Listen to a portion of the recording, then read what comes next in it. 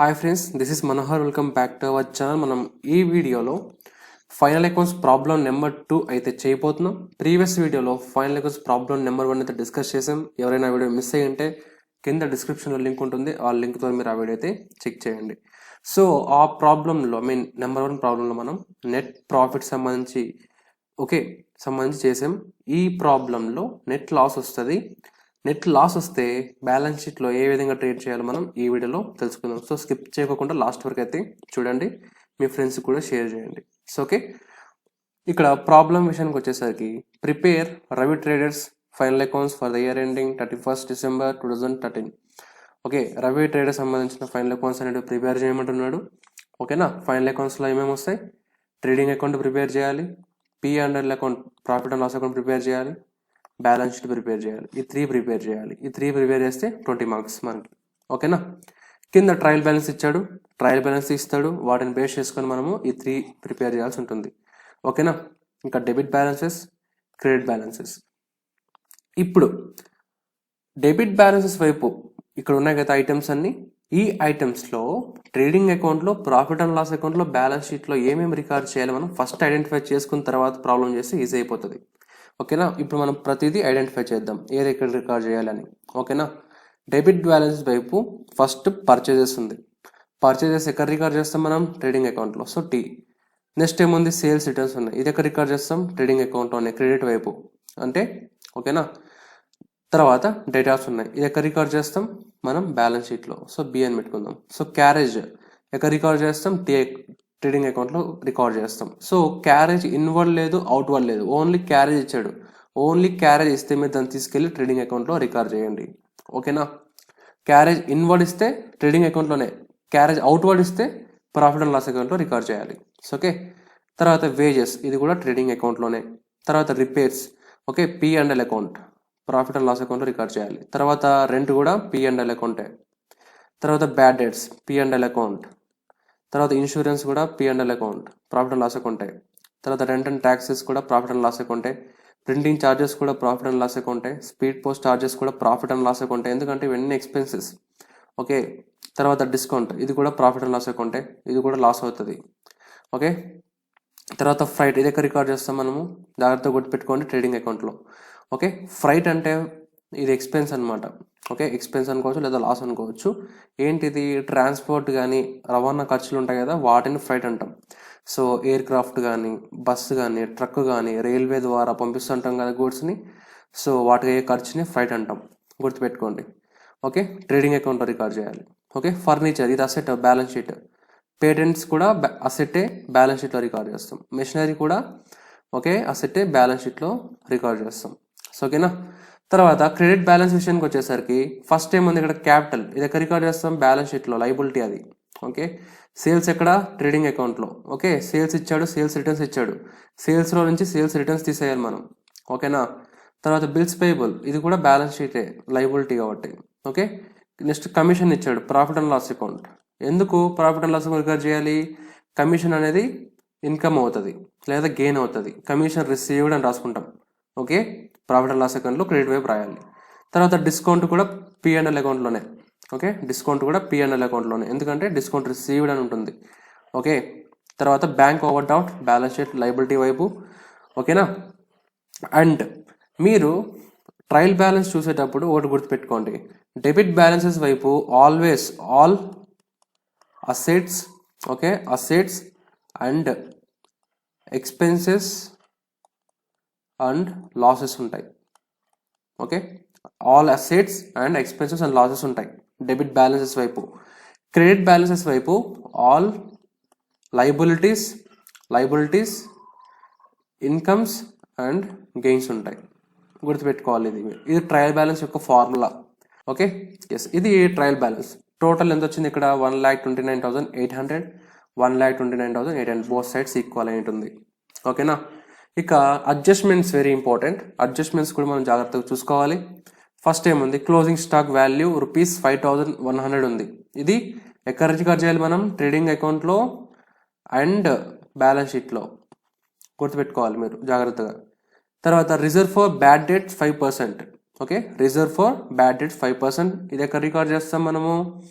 Okay, ఎక్కడ record చేస్తాం ఇది? ప్రాఫిట్ అండ్ లాస్ అకౌంట్లో అండ్ బ్యాలెన్స్ షీట్లో కూడా రికార్డ్ చేయాల్సి ఉంటుంది. ఐ మీన్ డెటార్స్లో నుంచి తీయాల్సి ఉంటుంది బ్యాలెన్స్ షీట్లో. ఓకేనా? ఎస్. తర్వాత డిప్రిషియేషన్ ఆఫ్ పేటెంట్స్, అంటే పేటెంట్స్ ఉన్నాయి కదా మనకు ట్రయల్ బ్యాలెన్స్లో, డిప్రిషియేషన్ క్యాలిక్యులేట్ చేయాలి 20%. ఇది ఎక్కడ రికార్డ్ చేయాలి? ప్రాఫిట్ అండ్ లాస్ అకౌంట్లో, బ్యాలెన్స్ షీట్లో, రెండు వైపులో వస్తుంది. తర్వాత out standing rent. Okay, adjustment ఇది అవుట్ స్టాండింగ్ రెంట్ అంటే ప్రాబ్లంలో రెంట్ ఉంది, ఆ రెంట్లోకి 300 యాడ్ చేయాల్సి ఉంటుంది ప్రాఫిట్ అండ్ లాస్ అకౌంట్లో, అండ్ బ్యాలెన్స్ షీట్లో కూడా వస్తుంది ఇది అడ్జస్ట్మెంట్. ఎక్కడ వస్తుంది? లైబిలిటీ వైపు. ఓకే, తర్వాత కమిషన్ రిసీవబుల్ 200. ఓకే, మనకు ట్రయల్ బ్యాలెన్స్లో కమిషన్ ఉంది, క్రెడిట్ బ్యాలెన్సెస్ వైపు మనం ప్రాఫిట్ అండ్ లాస్ అకౌంట్లో కమిషన్ రాసుకోవాలి, ఈ కమిషన్ రిసీవబుల్ కూడా యాడ్ చేయాలి. ఓకేనా? ఎస్, ఇది ప్రాబ్లం అడ్జస్ట్మెంట్స్ ఇవి. ఇప్పుడు మనం ఏం చేయాలి? ట్రయల్ బ్యాలెన్స్ని బేస్ చేసుకొని trading account, profit and loss account, balance sheet prepare చేయాలి. ఓకేనా? ఎస్, ప్రిపేర్ చేద్దాం. ఎస్, ఇక్కడ ప్రొఫార్మా చూడండి, ఈ విధంగా వేసుకోవాలి ప్రొఫార్మా మీరు. Trading and profit and loss account of private traders as on 31st December 2013. ఓకేనా? ఎస్, ఇక్కడ ఈ వైపు డెబిట్, డిఆర్ అని మెన్షన్ చేసుకోవాలి మీరు ఖచ్చితంగా. ఈ వైపు credit. Okay, DR CR. Yes, first మనం ట్రేడింగ్ అకౌంట్లో ఏమేమి రాయాలో అవన్నీ రాసేసుకుందాం. ప్రాబ్లంలోకి వెళ్ళాలి. ఎస్, ప్రాబ్లంలోకి వచ్చాం. ఫస్ట్ ఏముంది ఇక్కడ? డెబిట్ బ్యాలెన్సెస్ వైపు పర్చేజెస్ టీ అని ఉంది కదా, 14,000. ఇది రికార్డ్ చేయాలి. ఓకే, ఇది రికార్డ్ చేయాలి, డెబిట్ వైపు రికార్డ్ చేయాలి. ఓకే, డెబిట్ వైపు రికార్డ్ చేయాలి. ఎందుకు డెబిట్ వైపు రికార్డ్ చేయాలి? ఫార్ములా గుర్తుందా మీకు? Trading account, profit and loss account nominal account rule follow అవుతాయి. Okay, debit all expenses and losses, credit all incomes and gains. Okay, ఇక్కడ డెబిట్ వైపు టు పర్చేజెస్ అని రాసుకోవాలి. ఓకే, పర్చేజెస్ ఉన్నాయి, పర్చేస్ రిటర్న్స్ ఏం లేవు కాబట్టి డైరెక్ట్గా అవుటర్ కాలంలో అమౌంట్ వేసుకోవచ్చు మనం, 14,000. సో ఓకేనా, 14,000. ఎస్, మళ్ళీ ప్రాబ్లంలోకి వెళ్దాం మనం. నెక్స్ట్ ఏముందో చూద్దాం. ఇక్కడ నెక్స్ట్ పర్చేజెస్ అయిపోయింది, సేల్స్ రిటర్న్స్ ఇక్కడ రావు, ట్రేడింగ్ అకౌంట్లోనే క్రెడిట్ వైపు వస్తుంది. సో మళ్ళీ రికార్డ్ చేద్దాం మనం. తర్వాత డేటాస్ ఇక్కడ రాదు, క్యారేజ్ రాదు, ఐ మీన్ క్యారేజ్ వస్తుంది. ఓకే, ఇక్కడ టీ అని మెన్షన్ చేసుకున్నాం కదా, క్యారేజ్ రికార్డ్ చేయాలి మనం 600. ఓకే, ఇక్కడ డెబిట్ వైపు, ఓకే, డెబిట్ వైపు టు క్యారేజ్ 600. ఓకేనా, కంప్లీటెడ్. మళ్ళీ ప్రాబ్లంలోకి వెళ్ళాలి మనం. తర్వాత నెక్స్ట్ ఏముంది? వేజెస్ ఉన్నాయి. Okay, wages 1500. వేజెస్కి సంబంధించి అడ్జస్ట్మెంట్ ఉందేమో చూసుకుందాం మనం. ఓకే, అడ్జస్ట్మెంట్ ఏం లేదు వేజెస్ సంబంధించి, సో మనం దీన్ని డైరెక్ట్గా రికార్డ్ చేసుకోవచ్చు. Okay, to wages 1500. సో ఓకేనా. ఎస్, మళ్ళీ ప్రాబ్లంలోకి వెళ్ళాలి మనం. ఓకే, క్యారేజ్ అయిపోయింది. నెక్స్ట్ రిపేర్స్ రావు, రెంట్ రాదు, బ్యాడ్ డెట్స్ రావు, ఇన్సూరెన్స్ రాదు, రెంట్ అండ్ ట్యాక్సెస్ రాదు, ప్రింటింగ్ ఛార్జెస్ రావు, స్పీడ్ పోస్ట్ ఛార్జెస్ రావు, డిస్కౌంట్ రాదు, ఫ్రైట్ వస్తుంది. ఓకే, ఫ్రైట్ ట్రేడింగ్ అకౌంట్ రాయాలని చెప్పాను కదా, సో ఫ్రైట్ వస్తుంది. ఓకే, ఇక్కడ టు ఫ్రైట్ 600. సో ఓకేనా, ఫ్రైట్ 600. తర్వాత చూద్దాం, ప్రాబ్లంలోకి వెళ్దాం. ఎస్, ఫ్రైట్ కూడా రికార్డ్ చేసాం. ఫర్నిచర్ రాదు, పేరెంట్స్ రావు, మెషినరీ రాదు. ఇక నెక్స్ట్ క్రెడిట్ బ్యాలెన్సెస్ వైపు ట్రేడింగ్ అకౌంట్లో రికార్డ్ చేయాల్సింది ఒకటి ఉంది కదా, సేల్స్ ఉన్నాయి. Okay, sales 19,000.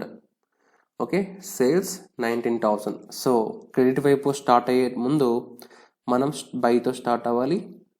By sales 19,000 inner కాలంలో రాసుకోవాలి అమౌంట్, ఎందుకంటే we have adjustment. Okay, adjustment ఏముంది? మైనస్ సేల్స్ రిటర్న్స్ అని ఉన్నాయి. ఓకే, వాటిని లెస్ చేయాలి, సేల్స్ రిటర్న్స్. సో అమౌంట్ ఎంతో మనం ప్రాబ్లంలో చూద్దాం. సో ఇక్కడ we have sales returns 800. Okay, ఆ 800ని లెస్ చేయాలి. ఓకే, 800ని లెస్ చేయాలి. లెస్ చేస్తే మనకు అమౌంట్ ఎంత వస్తుంది? మనకు అమౌంట్ ఓకే 18,200. 18,200. సో ఓకేనా. ఎస్, ఇక ట్రేడింగ్ అకౌంట్లో రికార్డ్ చేయాల్సినవన్నీ మనం రికార్డ్ చేసుకున్నాం, ఇంకా ఏమీ లేవు. సో లాస్ట్లో ఏం చేయాలి మనం? ఇంకా అడ్జస్ట్మెంట్లో క్లోజింగ్ స్టాక్ ఉంది. ఓకే, క్లోజింగ్ స్టాక్ని ట్రేడింగ్ అకౌంట్లో కూడా క్రెడిట్ వైపు రికార్డ్ చేసుకోవాలి. So okay, closing stock 5100. So ఇక్కడే బై క్లోజింగ్ స్టాక్ 5100 అంతే, కంప్లీట్ అయిపోయింది ట్రేడింగ్ అకౌంట్. ఇప్పుడు మనము ఏ సైడ్ ఎక్కువ ఉందో క్యాలిక్యులేట్ చేసి ఓకే బోత్ సైడ్స్ ఈక్వల్ చేయాలి. ఓకేనా, సో మనం క్యాలిక్యులేట్ చేద్దాం. Okay, 18,200 plus 5,100, so 23,300. Okay, 23,300. So ఇదే అమౌంట్ని ఈ సైడ్ కూడా ఈక్వల్ చేయాలి. 23,300 బోత్ సైడ్స్ ఈక్వల్. ఓకేనా, ఇప్పుడు మనం ఏం చేయాలి, ఏ సైడ్ అయితే తక్కువ వచ్చిందో ఆ అమౌంట్ని ఈ 23,300 నుంచి లెస్ చేయాలి. ఓకేనా, డెబిట్ బై ఎంత ఉందో చూద్దాం. 14,000 ప్లస్ 600 ప్లస్ 1,500 ప్లస్ 600, 16,700 వచ్చింది. ఈ 16,700ని 23,300లో నుంచి డిడక్ట్ చేయాలి. చేద్దాం. 23,300. ఓకే, 6,600 వస్తుంది. ఓకే, 6,600 దీన్ని ఏమంటాం మనం, ఏమని చూపిస్తామంటే to gross profit. Okay, to gross profit 6,600. Okay, 6,600 ఇది గుర్తుపెట్టుకోండి మీరు. దీన్ని మనం ఏం చేయాలి, transfer to P&L account. So transfer చేయాలి. సో ఇక్కడ మనం ట్రేడింగ్ అకౌంట్ కంప్లీట్ అయ్యింది. ఇప్పుడు ఈ 6,600 మనము profit and loss account credit వైపు తెచ్చుకోవాలి. ఓకే, ఏమని తెచ్చుకుంటాం, బై గ్రాస్ ప్రాఫిట్ అని తెచ్చుకుంటాం. ఓకే, ఎంత అమౌంట్, 6,600. సో ఓకేనా, ఎస్, ఈ విధంగా తెచ్చుకోవాలి. ఇప్పుడు మనం ప్రాబ్లంలోకి వెళ్దాం. ఇప్పుడు ప్రాఫిట్ అండ్ లాస్ అకౌంట్లో ఏమేమి రికార్డ్ చేయాలో అన్నీ రికార్డ్ చేసుకుందాం. Okay, yes, first we have in the list ఏముంది ఇక్కడ, రిపేర్స్తో స్టార్ట్ అవుదాం. రిపేర్స్, రెంట్, బ్యాడ్ డెట్స్ ఉన్నాయి కదా, ఇవన్నీ ప్రాఫిట్ అండ్ లాస్ అకౌంట్లోనే వస్తాయి. రిపేర్స్ 1,300. Okay, repairs 1,300. అడ్జస్ట్మెంట్స్ చూసుకోవాలి ఏమేమి ఉన్నాయో అని. To repairs 1,300. ఓకే, తర్వాత ఏముంది, to rent. Okay, to rent ఉంది. రెంట్కి సంబంధించి ఏమన్నా అడ్జస్ట్మెంట్ ఉందా, ఉంది, 300 ఉంది. ఓకే, ఫస్ట్ మనం రెంట్ అమౌంట్ ఎంత ఉందో చూద్దాం. ఇక్కడ రెంట్ 1,200 ఉంది.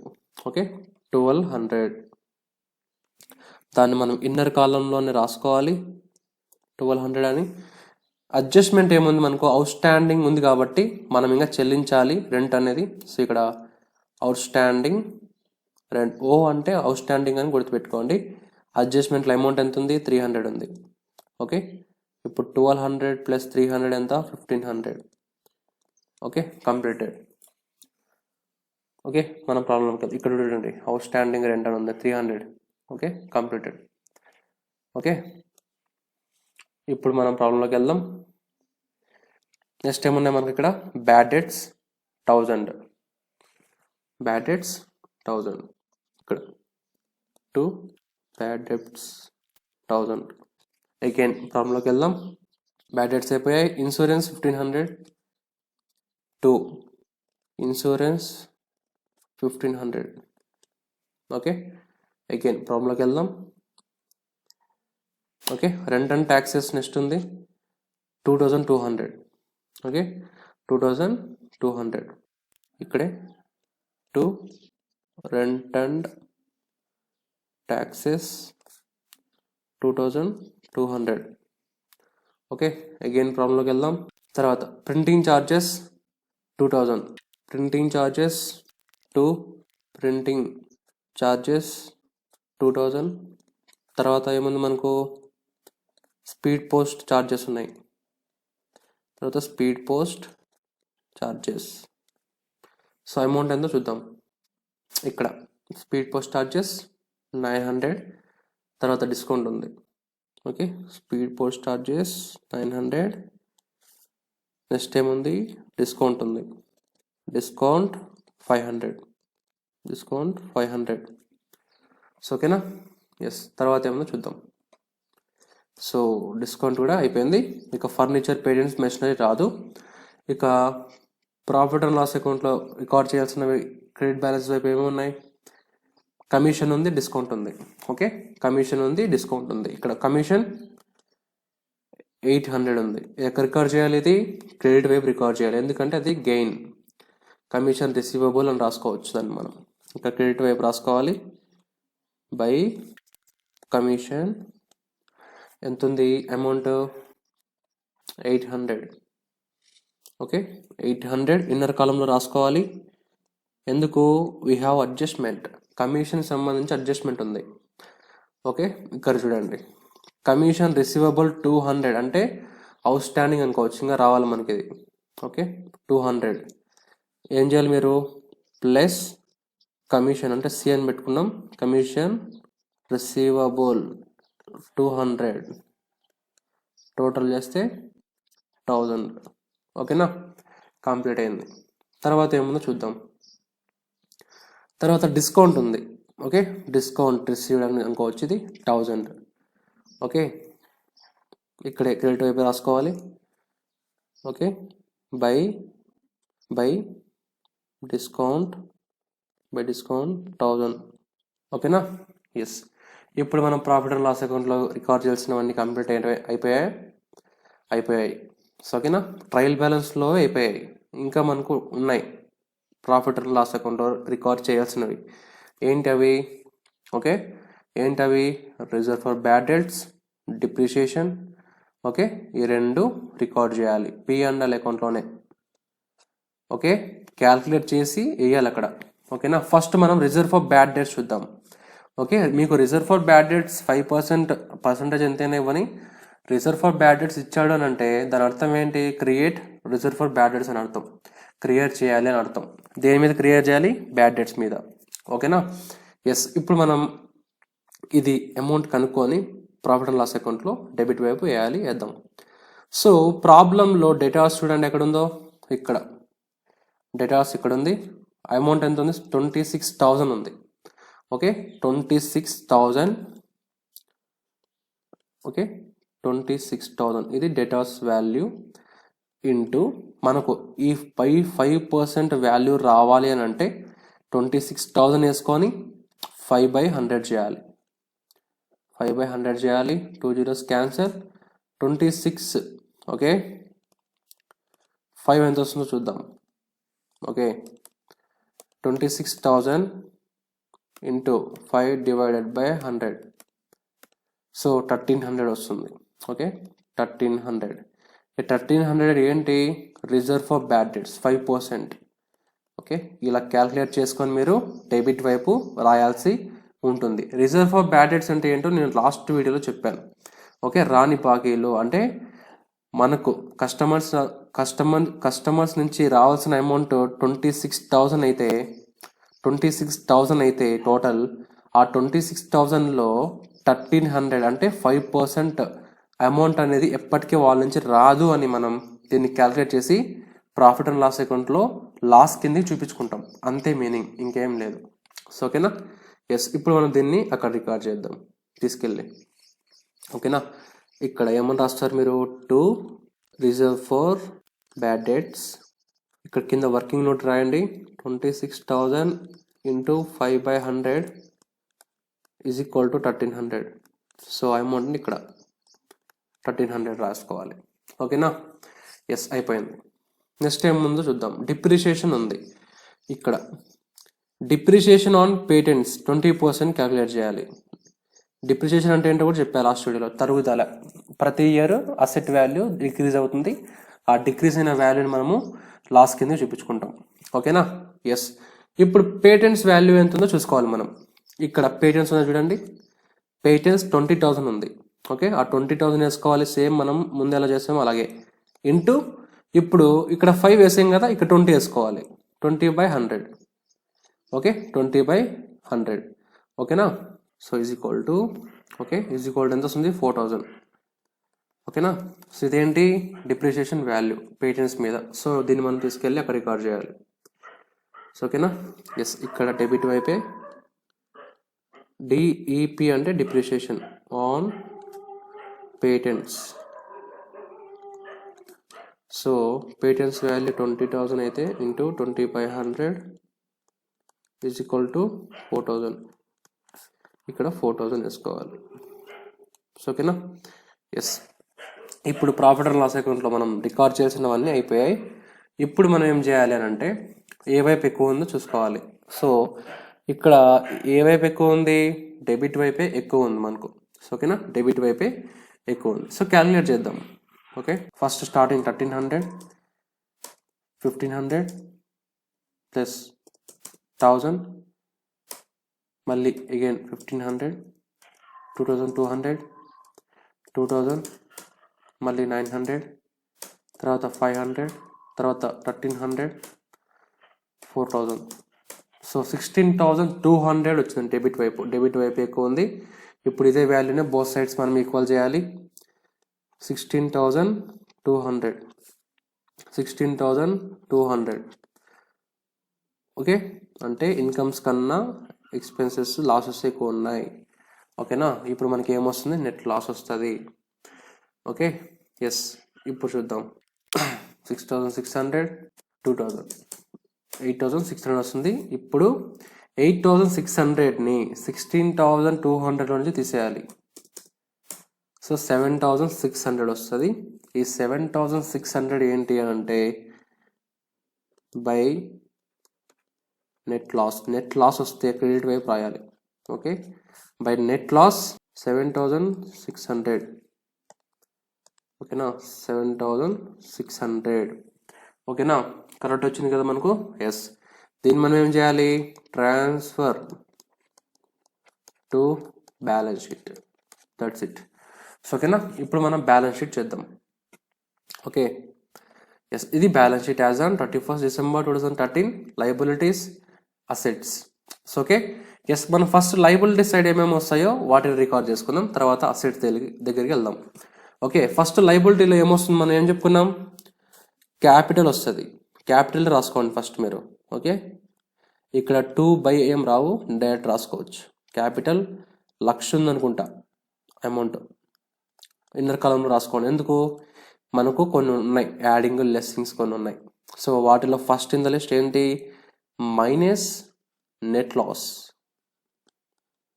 Minus net loss 7,600. Okay, net profit వస్తే యాడ్ చేసేవాళ్ళం, నెట్ లాస్ వచ్చింది కాబట్టి డిడక్ట్ చేస్తున్నాం. ఇదే డిఫరెన్స్. ఓకే, ప్రీవియస్ వీడియోలో నెట్ ప్రాఫిట్ వచ్చింది యాడ్ చేసాం, ఇప్పుడు లాస్ వచ్చింది తీసేస్తున్నాం, అంతే తేడా, ఇంకేం లేదు. సో ఓకేనా. ఎస్, ఇక మనం ఏం చేయాలి, మనం చేయాల్సిన పని ఏంటంటే 1,00,000లో నుంచి 7,600 తీసేసి అమౌంట్ అక్కడ వేసుకోవచ్చు. అవుటర్ కాలంలో 1,00,000 మైనస్ 7,600, 92,400, 92,400. సో ఓకేనా. ఎస్, నెక్స్ట్ ఏం రాయాలో చూద్దాం. Okay, balance sheet. Okay, datas రాదు, అసెట్ సైడ్ వస్తుంది అది. తర్వాత ఫర్నిచరు, పేటెంట్స్, మెస్టేజ్ అన్ని అసెట్ సైడ్ వస్తాయి. ఇక క్యాపిటల్ రాసేసాం, అయిపోయింది. Bills payable. Next bills payable మనం లయబిలిటీ సైడే రాయాలి. Bills payable 2,000. Okay, bills payable 2,000. ఇక్కడ bills payable 2,000. Okay, next. Okay, bills payable అయిపోయింది. తర్వాత bank over draft 7,000. Bank over draft 7,000 చెప్తాను. బ్యాంక్ ఓవర్ డ్రాఫ్ట్ అంటే ఏంటో, అది ఎందుకు లయబిలిటీ అవుతుందో. Okay, bank over draft 7,000. So bank over draft ఏంటి అని అంటే, మన బ్యాంక్లో ఉన్న బ్యాలెన్స్ కన్నా మనం ఎక్కువ వాడింటాం. ఇప్పుడు ఈ రవి ట్రేడర్స్ వాళ్ళ బ్యాంక్ అకౌంట్లో ఎంత ఉందో మనకు తెలియదు. సో వాడు ఉన్నదానికన్నా 7,000 ఎక్కువ వాడుకున్నాడు. సో ఇది వాడికి లయబిలిటీ అవుతుంది. సో లయబిలిటీ సైడే రాసుకోవాల్సి ఉంటుంది. Okay, yes. తర్వాత లయబిలిటీ సైడ్ ఇంకా ఏమేమి రికార్డ్ చేయాలో చూద్దాం. ఓకే, ఇక్కడ ఈ సైడ్ ఉన్నవన్నీ అయిపోయాయి, ఇంకా మిగతా మనకి మిగిలిన అసెట్స్ మాత్రమే. ఇక లయబిలిటీ సైడ్ వచ్చేటివి మనకి ఇక్కడ కొన్ని ఉన్నాయి. ఓకే, అవుట్ స్టాండింగ్ వస్తుంది. అవుట్ స్టాండింగ్ రెంట్ 300 బ్యాలెన్స్ షీట్లో రాయాల్సి ఉంటుంది. ఓకే, అవుట్ స్టాండింగ్ ఏమేమి ఉన్నాయో అన్నీ లయబిలిటీ సైడ్ వస్తాయి, ప్రీపెయిడ్ అసెట్స్ వైపు వస్తాయి. ఓకే, గుర్తుపెట్టుకోండి మీరు. ఇక్కడ అవుట్ స్టాండింగ్ రెంట్ 300. సో ఓకేనా, అవుట్ స్టాండింగ్ రెంట్ 300. తర్వాత ఇంకా అసెట్స్ వైపు ఏమేమి వస్తాయో మనం 1 by 1 చూసుకుంటూ వద్దాం. అసెట్ ఫస్ట్ డేటాస్ ఉన్నాయి ఇక్కడ, అసెట్ వైపు రికార్డ్ చేయాలి. డేటాస్ 26,000. ఓకే, డేటాస్ 26,000 అసెట్ వైపు డేటాస్ 26,000. ఇన్నర్ కాలంలో రాసాం ఎందుకు, we have some things to detect. Okay, ఏంది, రిజర్వ్ ఫర్ బ్యాడ్ డెట్స్ కదా, రిజర్వ్ ఫర్ బ్యాడ్ డెట్స్ ఎంత 1300. ఓకే, 1300. ఇప్పుడు 26,000లో నుంచి 1300 తీసేస్తే 26,000లో నుంచి మైనస్ 1300 24,700. ఓకే, డేటాస్లో నుంచి రిజర్వ్ ఫర్ బ్యాడ్ డెట్స్ తీసేయాల్సి ఉంటుంది. ఓకే, మీరు కన్ఫ్యూజ్ అవ్వచ్చు, ఇక్కడ చేసాం కదా రిజర్వ్ ఫర్ బ్యాడ్ డెట్స్ 1300 అని, ఇది తీసేయాల్సి ఉంటుంది అక్కడ. ఓకేనా, ఎస్. తర్వాత ఏముందో చూద్దాం మనం. ఓకే, ఇక నెక్స్ట్ ఇక్కడ ఫర్నిచర్ ఉంది. Okay, furniture, patents, machinery. First furniture 15,700. Furniture 15,700. తర్వాత నెక్స్ట్ ఏముంది అక్కడ, పేటెంట్స్ 20,000 అనుకుంటా. 20,000 ఇన్నర్ కాలంలో రాయాలి, ఎందుకంటే డిప్రిషియేషన్ తీసేయాలి కాబట్టి. మైనస్ డిప్రిషియేషన్ మనకు 4,000 వచ్చింది అనుకుంటా. డిప్రిషియేషన్ 4,000. ప్రాఫిట్ అండ్ లాస్ అకౌంట్లో 4,000 వచ్చింది కదా, అదే ఇది. 20,000 నుంచి 4,000 తీస్తే 16,000. సో కరెక్టే కదా, 16,000. ఎస్. ఇక్కడ ప్రాఫిట్ అండ్ లాస్ అకౌంట్లో డిప్రిషియేషన్ అండ్ పేటెంట్స్ అని చెప్పేసి 4,000 వచ్చింది కదా, ఇది తీసేయాలి అక్కడ బ్యాలెన్స్ షీట్లో. ఓకే, మీ అందరికీ తెలుసు, మళ్ళీ ఒకసారి చూసుకోండి బాగా నీట్గా. తర్వాత ప్రాబ్లంలోకి వెళ్తే పేటెంట్స్ అయిపోయింది. నెక్స్ట్ మెషినరీ 40,000 అసెట్ వైపు రికార్డ్ చేయాలి. మెషినరీ 40,000. మెషినరీకి ఏమైనా అడ్జస్ట్మెంట్స్ లేవు కాబట్టి డైరెక్ట్గా వేసుకోండి 40,000. ఓకే, తర్వాత ఏమన్నా చూద్దాం. ఓకే, తర్వాత ఏమున్నాయి, ఇది కూడా అయిపోయింది. ఇక క్రెడిట్ బ్యాలెన్సెస్ వైపు ఏమి లేవు. ఇక ఏమైనా ఉంటే మనకు అడ్జస్ట్మెంట్స్లోనే ఉంటాయి. ఓకే, అడ్జస్ట్మెంట్స్లోనే ఉంటాయి. ఓకే, ఇది క్లోజింగ్ స్టాక్ వాల్యూ 5,100. ఇది కూడా మనం బ్యాలెన్స్ షీట్లో రికార్డ్ చేసుకోవాలి. ఓకే, చేద్దాం. Closing stock 5,100. ఓకే, తర్వాత ఇంకేం రికార్డ్ చేయాలి బ్యాలెన్స్ షీట్లో మనం. ఓకే, అడ్జస్ట్మెంట్స్లో చూద్దాం. సో క్లోజింగ్ స్టాక్ రికార్డ్ చేసేసాం. Okay, reserve for bad debts కూడా మనం తీసేసాం, డిప్రిషియేషన్ కూడా తీసేసాం, అవుట్ స్టాండింగ్ రెంట్ కూడా మనము బ్యాలెన్స్ షీట్లో లయబిలిటీ సైడ్ రాసాం. ఇక మనకి మిగిలిండేది ఒకటే లాస్ట్లో, కమిషన్ రిసీవబుల్ 200. ఇది మనం అసెట్ సైడ్ రాయాలి 200. ఓకే, ఇక్కడ కమిషన్ రిసీవబుల్స్ 200. ఓకే, 200 కదా, ఎస్. ఇక మనం అన్నీ రికార్డ్ చేసుకున్నాం. ఇప్పుడు మనం ఏం చేయాలి, 2 సైడ్స్ అంటే liability side asset side equal అయ్యిందా లేదా, అయితే కరెక్ట్ చేసినట్టు, లేదంటే రాంగ్ చేసినట్టు ప్రాబ్లం. ఓకేనా, రాంగ్ చేసినట్టే. ఓకే, ఎస్, ఇది మనకు చాలు. ఇప్పుడు మనం క్యాలిక్యులేటర్ ఓపెన్ చేద్దాం. ఇప్పుడు 1 by 1 చూసుకుంటూ వద్దాం టాలీ అయిందా లేదా అని. ఓకే, ఫస్ట్ మనం లయబిలిటీ సైడ్ ఎంత ఉందో క్యాలిక్యులేట్ చేద్దాం. ఫస్ట్ 92,400, 2,000, 7,300, 1,01,700 వచ్చింది. ఓకే, 1,01,700 వచ్చింది. ఫస్ట్ మనం దీన్ని రికార్డ్ చేసుకుందాం. ఓకే, ఇక్కడ ఈ సైడ్ 1,01,700. ఇప్పుడు 1,01,700 అసెట్ సైడ్ కూడా వస్తేనే మనం చేసిన ప్రాబ్లం కరెక్ట్ అవుతుంది, లేదా రాంగ్. 24,700 చూడండి 1 by 1. 15,700, 16,000, 40,000, 5,100, 200. చూసారా, ఇక్కడ కూడా 1,01,700 వచ్చింది. మనం చేసిన ప్రాబ్లం కరెక్ట్ అయింది. ఓకే, 1,01,700. ఓకే, ఈ విధంగా మనం ప్రాబ్లం చేస్తాం. Okay, very important final accounts. ఓకేనా? ఎస్, మనం చేసిన ప్రాబ్లం కరెక్ట్ అయింది. ఓకేనా? ఇంతటితో ప్రాబ్లం కంప్లీట్ అయింది. మీకు ఈ ప్రాబ్లం అర్థమైంటే ఓకే, మీ ఫ్రెండ్స్ కూడా షేర్ చేయండి. అలాగే మీకు ఇంకా ఏమేమి అర్థం కాలేదో కామెంట్ సెక్షన్లో మెన్షన్ చేయండి. మన ఛానల్ సబ్స్క్రైబ్ చేసుకోండి. నెక్స్ట్ వీడియోలో ఇంకొక ప్రాబ్లంతో కలుద్దాం. అంతవరకు సెలవు. Bye bye no, take care, signing off. Channel for knowledge YouTube channel. జై హింద్.